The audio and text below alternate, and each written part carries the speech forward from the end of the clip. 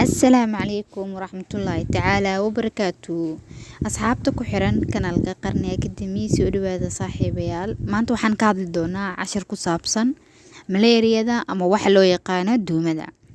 Ciwaanada aan ka hadli doono waxaa ka mid ah waa maxay malaria ama waa maxay duumada, meeqa ayay u kala baxdaa, maxaa sababo, maxaa soo gudbiyo, calaamadaha lagu garto qofka qabo malaariyada, sida loogu hortago iyo qaar ka mid ah daawooyinka loo qaato malaariyada. Haddii aan ku bilaabno waa maxay malaria ama waa maxay duumada. Duumada waa cudur ka mid ah cudurrada ay cayayaanka keenaan ama ay soo gudbiyaan kaasoo waxyeelo weyn u geysta aadamiga isla markaasna sababi kara dhimasho haddii aan laga daaweynin ama aan laga hortagin cudurka.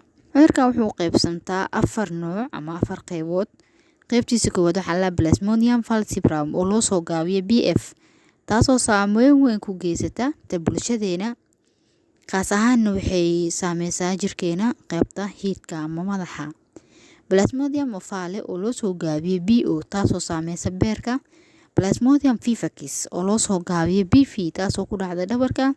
Plasmodium malaria oo loo soo gaabiyo BM, kala-goosyada dhammaan jirka oo dhan ayay saameysaa. Duumada jeermiska sababo ama microorganismka sababo waxaa la yiraahdaa protozoa, balse waxaa soo gudbiyo cayayaanka loo yaqaano mosquito ama kaneecada nooceeda dhadiga ah oo loo yaqaano Mosquito anopheles. Waayahay, maxaa lagu gartaa? Calaamadaha lagu garto waa maxay qofka qabo malaariyada. Lambar 1 headache, lambar 2 fever, lambar 3 jilis oo ah qarqariyo, qandho iyo madax xanuun.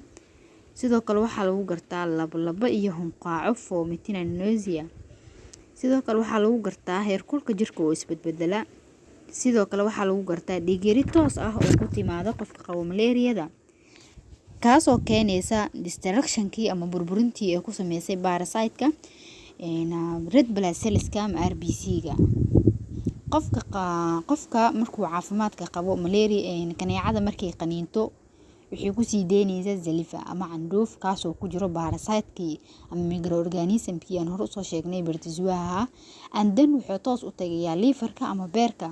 Kadib meeshaas ayay maajuur ku noqonaysaa ay ku weynaanaysaa, kadibna way ka tagaysaa ama waxay sameynaysaa duplicate, way tarmaysaa, waxayna raacaysaa unugyada dhiigga cascas.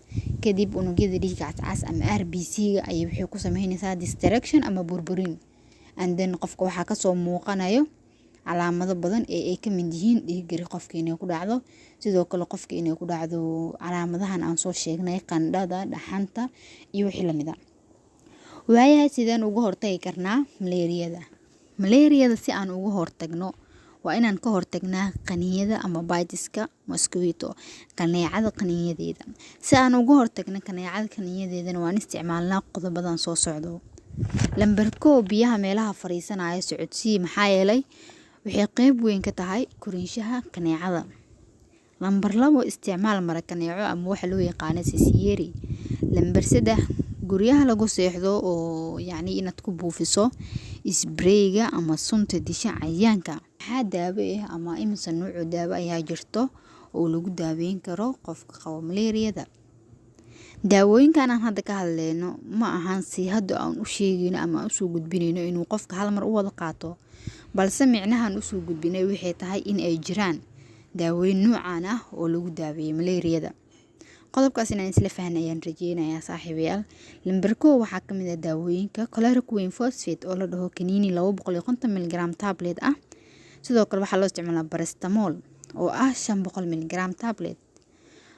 Inta badan dadkeena paracetamolka waxaan u isticmaalnaa si xanuun baabi'i ah, balse xaqiiqda jirta ayaa waxay tahay paracetamolka inuu yahay qandho jabiye uusan ahayn xanuun baabi'i. Quinine injection oo ayada cirbad ah, dextrose solution oo ah faleembo, iyo sidoo kale corticosteroid B6 oo ah ayadana cirbad matag joojina.